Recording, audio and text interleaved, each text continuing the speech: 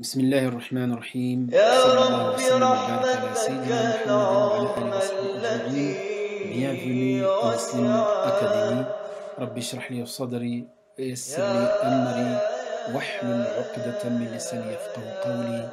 سبحانك لا علم لنا إلا ما علمتنا إنك أنت العليم الحكيم. Seigneur, ouvre-moi ma poitrine et facilite ma mission et dénoue un nœud en ma langue afin qu'il comprenne mes paroles. Gloire à toi, nous n'avons de science que ce que tu nous as appris. Certes, c'est toi l'omniscient et le sage. Mes chers frères et sœurs, nous allons aujourd'hui parler de la notion de la charia. Et surtout aujourd'hui, lorsqu'on parle de la charia, on va faire automatiquement des raccourcis et on va tronquer des textes pour réduire le Coran en quelques versets, en quelques versets coraniques.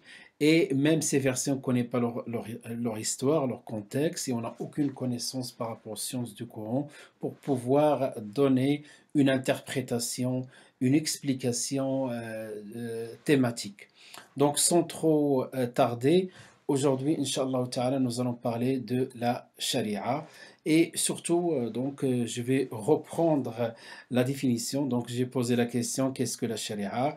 Et pour répondre, je vais, Inch'Allah, répondre par une introduction à la législation musulmane. Donc, Madkhalou li dirasati al-sharia. Et à partir de là, mes chers frères et sœurs, vous allez comprendre d'abord cette charia, ses définitions, définitions linguistiques et définitions terminologiques, ses finalités. C'est très important de comprendre les finalités et étudier les choses dans leur globalité, comprendre aussi que cette charia, comme elle a des finalités, elle a aussi des caractéristiques. Il faut comprendre ces caractéristiques et ensuite comprendre aussi que cette charia, elle a aussi des facteurs qui lui permettent d'être adapté, d'être souple par rapport à chaque contexte. Donc, on va parler de tout ça, Inch'Allah Ta'ala, bihawlillah, dans ce livre aussi de Maqasid al-Sharia, qui est un livre de Cheikh Mohammed Al-Tahir bin Ashur, les finalités et les objectifs de la Sharia, de l'islam, de Cheikh Mohammed Al-Tahir bin Ashur, rahimahullah, qui n'est pas traduit. Et vous avez ce livre aussi de Cheikh Monsef Zenati qui est traduit et qui parle de tout ce qu'on va évoquer, Inch'Allah Ta'ala. Donc, pour présenter ce cours, Inch'Allah, ce cours sera découpé en 4 parties. Donc, la première partie, on va parler de définition et domaine d'application de la charia. Deuxième partie, on va parler des finalités de la charia. Troisième partie, on va parler des caractéristiques de la charia. Et enfin, on va finir par évoquer les facteurs d'adaptabilité et de flexibilité de la charia qui vont nous aider à comprendre aujourd'hui comment on peut aborder cette question-là de la charia et comment la comprendre. Donc, contrairement aux préjugés, vous allez voir que cette charia a des facteurs d'adaptabilité, de flexibilité, que cette charia, ce n'est pas quelque chose de rigide, mais au contraire quelque chose de souple et qui a comme finalité, c'est d'apporter pour l'être humain l'intérêt, de lui apporter l'intérêt et lui pousser les préjudices. Donc, on va commencer, Inch'Allah, par la définition. Et ensuite, à partir de la définition, le domaine d'application de la charia. Et avant de définir, donc je vais rappeler, vous allez voir qu'il va y avoir quelques similitudes avec le fiqh, ce qu'on a défini auparavant. Pardon. Donc il va y avoir quelques similitudes. Et Inch'Allah, on va essayer de faire la différence entre la charia, la législation musulmane, et entre le fiqh, qui est une science parmi les sciences des sciences islamiques. Donc, la définition, le sens linguistique, lorsque les Arabes ont entendu ce terme dans le Coran, il est employé ce terme de charia, ils ont compris, voilà le terme qu'ils connaissaient avant, c'est que la charia ou shira désigne aussi le lieu par lequel on provient une eau pure, donc une source d'eau pure, ininterrompue, dont le buveur n'a pas besoin d'instrument pour la puiser. Donc une source qui est pure, source d'eau pure, accessible à tout le monde. Et la charia, maintenant dans le sens terminologique ou le sens qui emploie les spécialistes, le sens conventionnel, donc d'après le dictionnaire Al-Qamus, la charia correspond à ce que Dieu a légiféré pour ses serviteurs en matière de religion ou à ce que Dieu a instauré et commandé en matière de religion, à l'instar du jeûne, de la prière, du pèlerinage, de la zakat et autres bonnes œuvres. C'est dans ce sens que Dieu a dit, puis nous t'avons mis sur la voie c'est-à-dire la charia. ثم جعلناك على شريعة من الأمر فاتبعها ولا تتبع أهواء الذين لا يعلمون.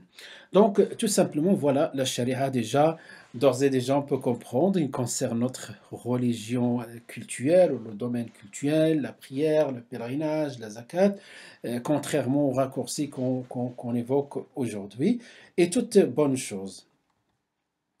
Les domaines de la charia, donc le domaine de la charia, il concerne le domaine al-ibadat, ce qu'on appelle les actes cultuels, comme la salat, la zakat, le jeûne, le pèlerinage.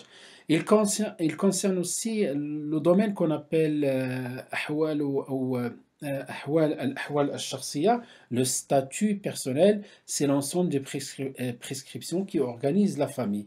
Troisième domaine, c'est les affaires sociales, al-mu'amalat, c'est l'ensemble des prescriptions qui organisent les différents échanges entre les individus, donc les ventes, les locations, etc.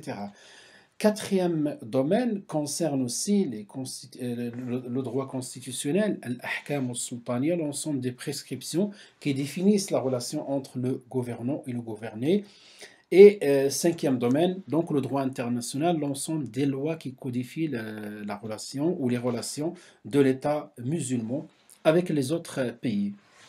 Donc voilà les domaines d'application. Donc on est loin de ces raccourcis, loin de cette manière de présenter la charia et la réduire dans quelque chose qui est hors contexte aujourd'hui. Voilà, donc le domaine de l'application de la charia. Bien sûr, vous avez remarqué que c'est les mêmes domaines qu'on a définis lorsqu'on a parlé de domaine d'application du fiqh. Donc qu'est-ce que maintenant, quelle est la différence entre les deux? Tout simplement entre la charia, la législation musulmane et le fiqh. Donc la charia correspond à l'ensemble des lois dans l'absolu, ce que Allah a voulu de nous, l'ensemble des lois que Dieu a prescrit à ses serviteurs à travers le Coran, la Sunna, à travers d'autres sources qui découlent du Coran et de la Sunna, comme le raisonnement par analogie, qiyas, les autres sources de droit musulman. Inch'Allah, vous allez voir dans les autres cours, lorsqu'on parle des sources de législation, on va les définir, Inch'Allah ta'ala.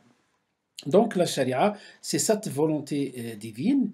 Dans ce sens, la charia correspond à la loi divine, ce que Dieu veut de nous. Ce que Dieu veut de nous comme règle à suivre. Quant au fiqh, donc le droit musulman, donc je préfère traduire charia par législation musulmane et le fiqh par le droit musulman. Le droit musulman correspond à la science. Voilà, à la science, j'ai souligné ça en rouge, qui a pour objectif la déduction de prescriptions juridiques pratiques à partir des sources de référence. C'est-à-dire, si on veut faire la différence entre la charia et le fiqh, la charia, c'est dans l'absolu les lois divines, et le fiqh, c'est le moyen, cette science par laquelle on va extraire ces lois. Parce qu'on va voir, il y a des lois qui vont être catégoriques et d'autres lois qui sont conjecturelles. Ah ben, pour aller chercher dans les lois, à partir des textes conjecturels, ces lois-là, et chercher réellement la volonté divine, ce que Dieu attend de nous, on va passer par al-fiqh. On peut dire par conséquent, la charia est la finalité, alors que le droit musulman est le moyen par lequel on va parvenir à ces lois divines. Et ceci nous pousse à dire que faut comprendre, parce que certains ils vont dire: «Mais pourquoi on s'intéresse, on va pas aller directement dans le Coran et dans la Sunna?» Donc sachez, mes chers frères et chères sœurs aussi, que, le Coran c'est 6300 environ 32 versets, la Sunna aussi c'est un ensemble de hadiths et de hadiths qui sont authentiques et donc, leur nombre, quoi qu'il arrive, ils sont limités. Alors que les sociétés évoluent, les gens aussi évoluent, et c'est pour cela, donc, il faut des sources qui évoluent avec. C'est pour cela Allah subhanahu wa ta'ala a instauré donc des lois qui sont catégoriques, il le dit dans le Coran. وَالَّذِي أَنزَلَ عَلَيْكَ الْكِتَابَ مِنْهُ آيَاتٌ مُحْكَمَاتٌ, des versets qui sont catégoriques. هُنَّ أُمُّ الْكِتَابِ, c'est la base du livre. وَأُخَرُ مُتَشَابِهَاتٌ, وَأُخَرُ مُتَشَابِهَاتٌ, et d'autres qui sont susceptibles d'avoir plusieurs interprétations. Donc c'est une volonté divine. Eh ben, cette partie-là, qui est susceptible d'avoir plusieurs interprétations, va nous aider à, à extraire des lois. Donc ça va nous aider à extraire des lois, et ces lois-là, Inch'Allah, ils vont être adaptés, parce que lorsqu'on parle de al-ijtihad, al-mujtahid, lorsque al-mujtahid va opérer, donc il va opérer en tenant compte du contexte. Donc voilà deux catégories de lois. La première, une catégorie de lois tirées directement du Coran et de la Sunna, donc c'est dont la signification est catégorique.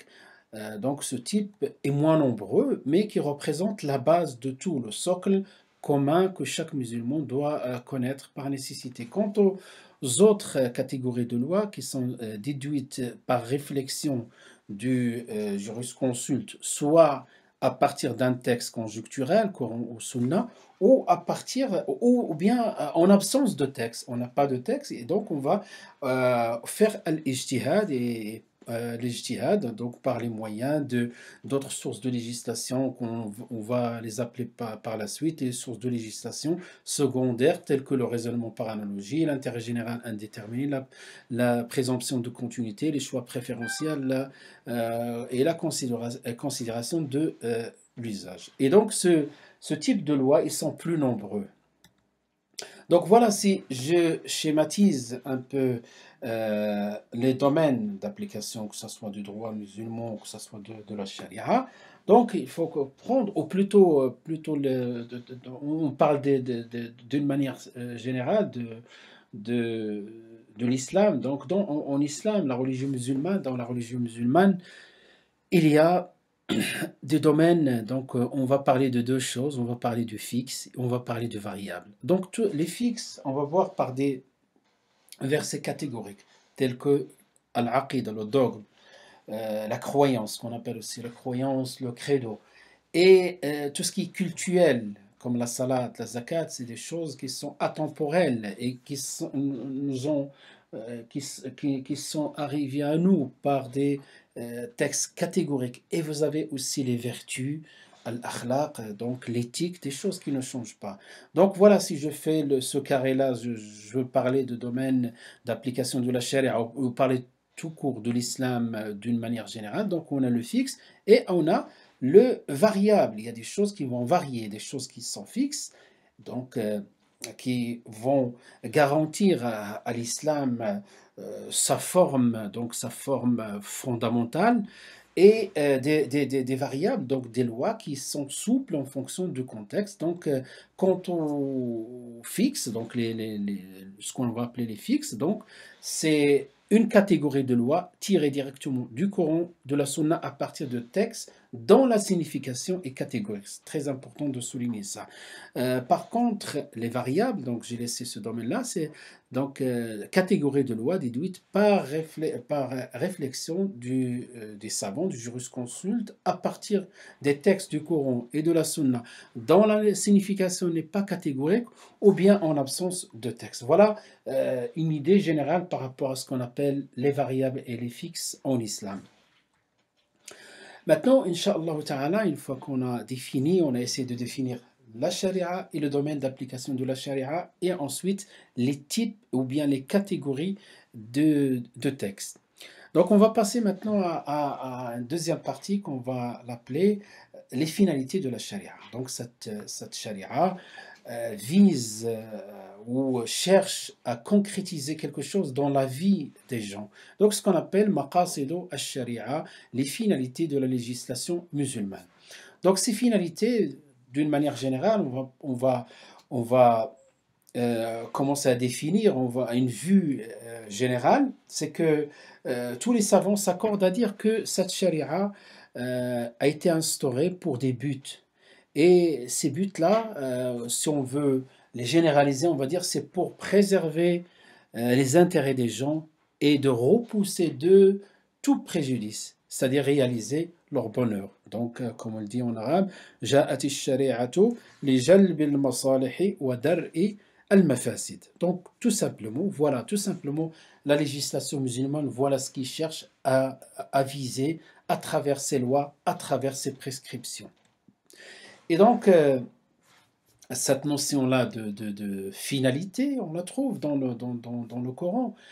Allah subhanahu wa ta'ala, à plusieurs reprises, on le trouve dans d'autres sujets.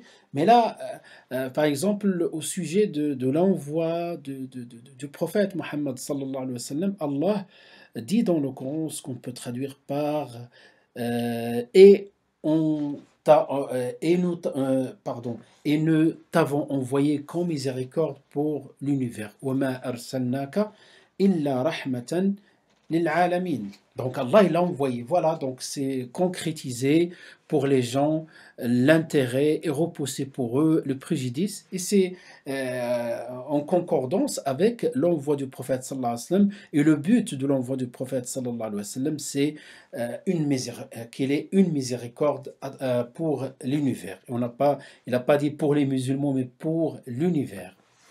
Donc, ces finalités, bien sûr, jusqu'à maintenant, j'ai parlé de l'intérêt, apporter l'intérêt ou garantir l'intérêt, repousser le préjudice, mais ça reste quelque chose d'abstrait.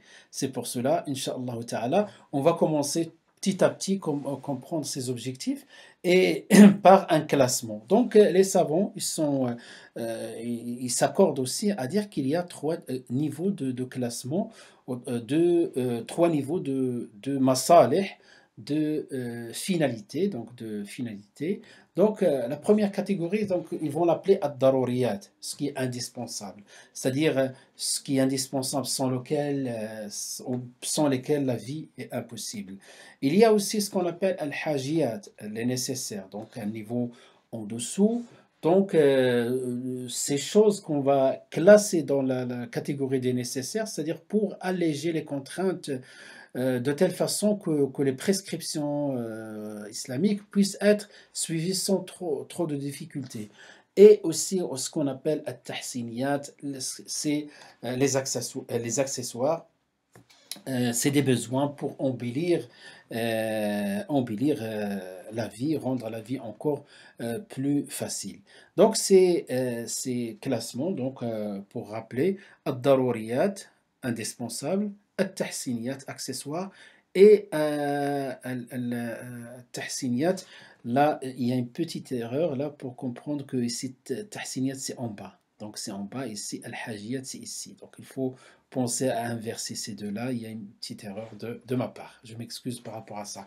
Donc, al-tahsiniyat, en bas, tout en bas. Ensuite, al-hajiyat, et tout en haut, al-daruriyat, les indispensables. Donc, c'est des choses qui sont connues et tous les savants qui s'intéressent à ce domaine-là, les spécialistes s'accordent à dire qu'il y a ces objectifs-là par ordre d'importance.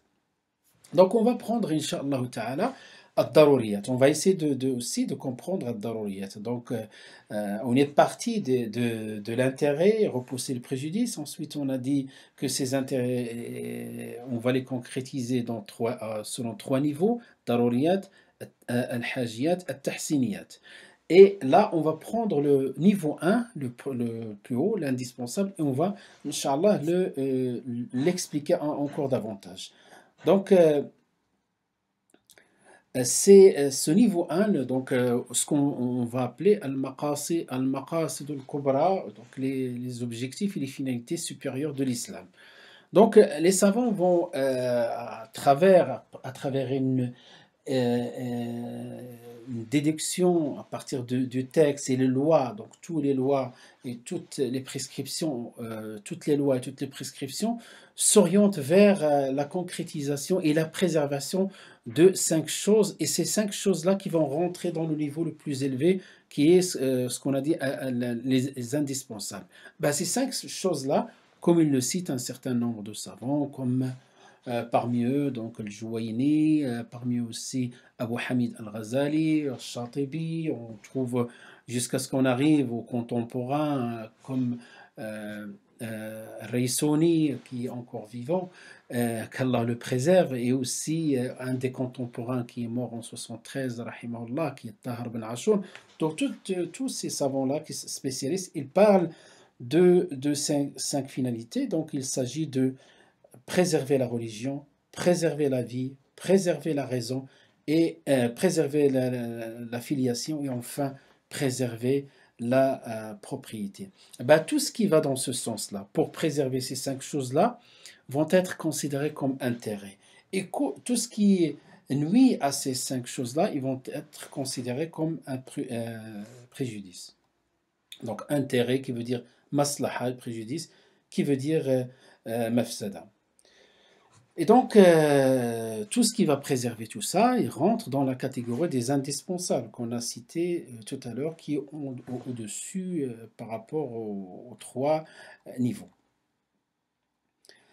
Donc, pourquoi on a besoin de cette classification? Tout simplement parce que ça, c'est un des moyens pour opérer lorsqu'on a deux choses qui rentrent en contradiction. Donc, lorsque on a deux choses qui sont opposées, par exemple la préservation de la raison et la préservation de la vie, et ça c'est le domaine d'application dans le domaine bioéthique, dans lequel des fois un malade, donc pour sauver sa vie, puisqu'on sait pour un musulman il est interdit de boire des boissons alcooliques, mais si sa vie est en danger, donc il y a un préjudice ici, et il y a un autre préjudice de prendre des médicaments qui contiennent des, des, des boissons, de l'alcool, des choses interdites. Donc, deux choses qui s'opposent, ben, on va voir en fonction de priorité, puisque la vie prime sur la raison. Et donc, on va pratiquer ça. Donc, on va pratiquer ça. On va même consommer l'alcool pour sauvegarder la vie. Et ça, c'est le Coran qui le dit d'une manière très claire et d'une manière catégorique. Et Dieu, dans le Coran, souvent lorsqu'il parle de ce qu'il a interdit, donc tout ce qu'il a interdit, ben, il n'y a pas beaucoup de choses. Hein. Souvent lorsqu'on parle de l'islam, on pense qu'il y a beaucoup d'interdictions. Il n'y a pas beaucoup d'interdictions. Au contraire, il y a beaucoup plus de permissions.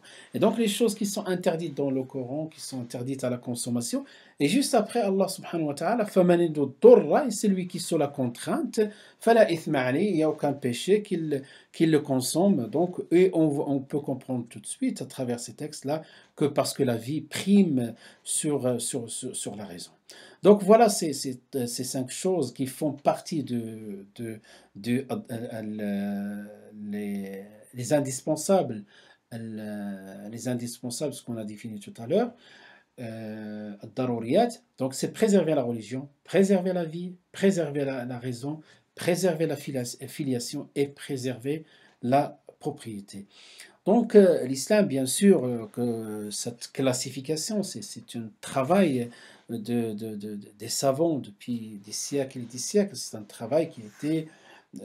donc on a constaté qu'il y a une méthode qui suivait le prophète sallam, les compagnons qui l'ont suivi par la suite. Et les savants, ils ont fait par une méthode de déduction, d'une méthode déductive et inductive aussi, ils ont mis en place cette classification. Donc,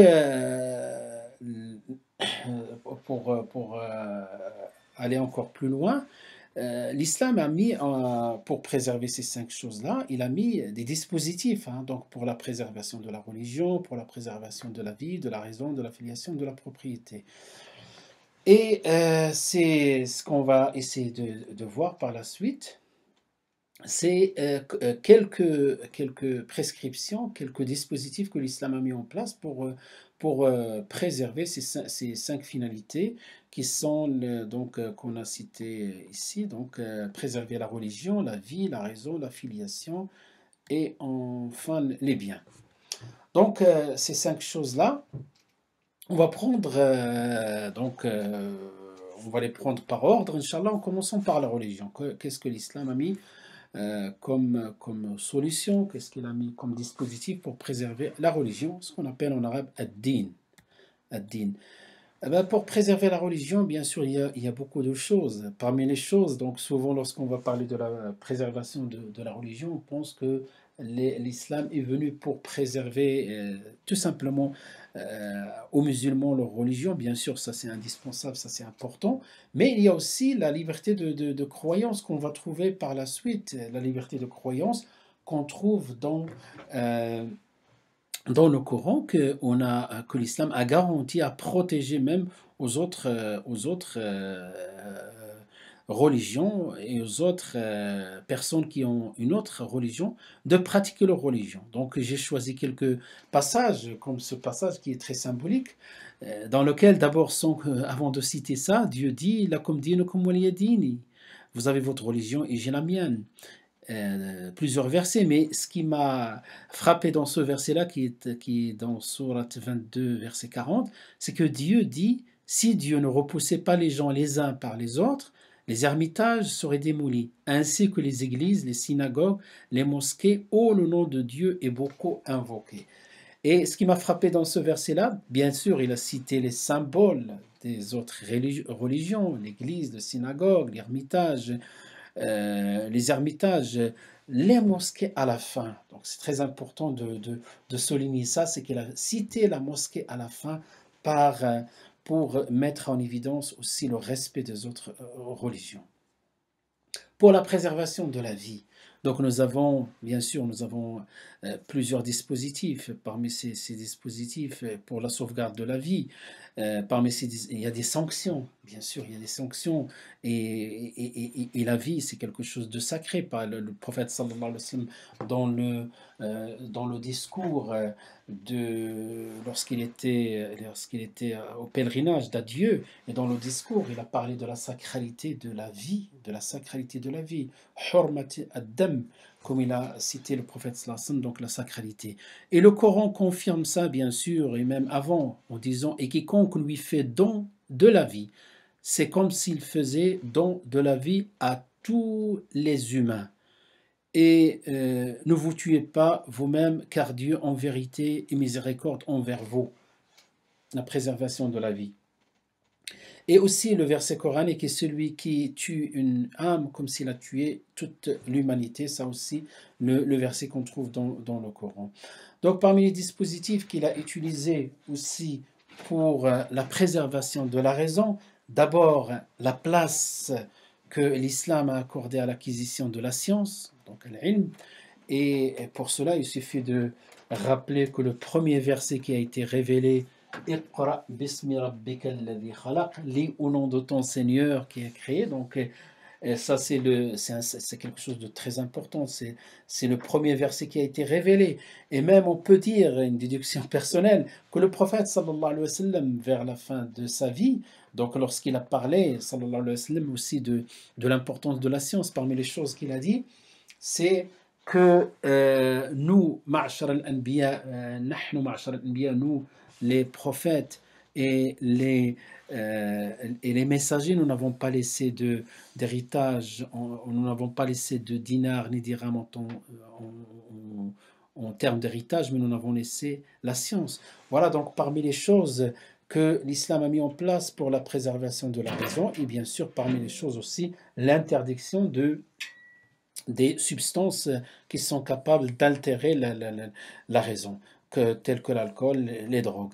Et aussi ce verset qui est devant vous, qui est très important pour comprendre aussi que Allah subhanahu wa ta'ala a dit aux anges, je vais mettre sur la terre un khalifa. Donc un khalifa, celui qui remplace, quand on dit remplace, donc il prend celui qui va gérer, Allah lui a donné la gestion de la terre. Et donc, pourquoi il est khalifa? Ben, parce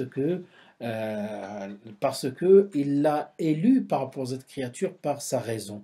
Donc, les trois dimensions de l'homme, nous avons la dimension corporelle, la dimension de l'âme spirituelle, on a la dimension aussi de la raison, et par cette dimension-là de la raison, Dieu nous a rendus responsables. Parmi les dispositifs aussi pour la préservation de la filiation, donc c'est quelque chose de très important de cette préservation de la filiation. Il a rendu le mariage quelque chose, parmi les dispositifs, il a rendu le mariage sacré. C'est quelque chose de sacré, c'est quelque chose que Allah subhanahu wa ta'ala qualifie de signe. Et parmi ces signes, et dans ce verset-là, je rappelle dans sourate Ar-Rum, les Byzantins, dans laquelle Allah parle de signes des cieux, de la terre, etc. Et il a dit par la suite, et parmi ces signes, il a créé de vous, pour vous, des épouses, pour que vous viviez en tranquillité avec elles, et il a mis entre vous de l'affection et de la bonté. Et donc, c'est important, donc, la préservation de la filiation qui commence par la naissance de la famille entre un homme et une femme, que Allah a mis une affinité entre eux, une miséricorde, et même il a fait de telle sorte que ce soit parmi ces signes, subhanahu wa ta'ala. Donc, pour préserver les biens, bien sûr, il y a plusieurs dispositifs. Parmi les choses que, pour préserver les biens, donc une législation qui va dans le cadre de la transaction financière, qui va se baser sur le consentement et la justice aussi. C'est pour cela il est interdit, donc l'islam a interdit un certain nombre de transactions dans lesquelles il n'y a pas ce caractère justice, comme l'intérêt usuraire en raison de ses conséquences préjudiciables à l'équilibre social, le blocage du mouvement. Donc, et pour cela, et pour lutter contre ce blocage de mouvement, l'islam a appelé c'est-à-dire a ordonné les croyants de s'acquitter de la zakat. Et souvent, lorsque le Coran parle aux croyants, Ya ayyuhalladhina amanu pardon, wa aqimus salata wa atuz zakat, donc, et accomplissez rigoureusement la salat et acquittez-vous de la zakat. Et aussi, l'islam, pour préserver les biens, il a aussi élevé le rang du travail. Donc, que celui qui travaille, une personne qui travaille, qui gagne sa vie par la sueur, donc c'est quelque chose que l'islam a valorisé, a loué. Et c'est pour cela le prophète, sallallahu alayhi wa sallam, lorsqu'il a touché la main de quelqu'un, lorsqu'il lui a serré la main, il a senti ces mains-là qui correspond au travail des mains de quelqu'un qui travaille la terre ou qui travaille dans un métier. Le prophète sallallahu alayhi wa sallam lui a dit, Dieu et son messager aiment ces mains, parce que c'est des mains qui produisent, qui travaillent, et donc tout cela va dans le sens de la préservation de la vie. Donc là, à partir de là, lorsqu'on a parlé globalement, hein, donc on a parlé d'une manière sommaire des finalité de la législation, il nous reste maintenant, Inch'Allah Ta'ala, de parler des caractéristiques de la charia. Qu'est-ce qu'elle a comme caractéristiques? Et ensuite, Inch'Allah, il nous reste vers la fin ce qu'on appelle les facteurs d'adaptabilité et de souplesse de la charia. Voilà, Inch'Allah, on aura ça dans un prochain cours. هذا وصلى الله وسلم وبارك على سيدنا محمد وعلى آله وصحبه أجمعين وبارك الله فيكم. السلام عليكم ورحمة الله وبركاته.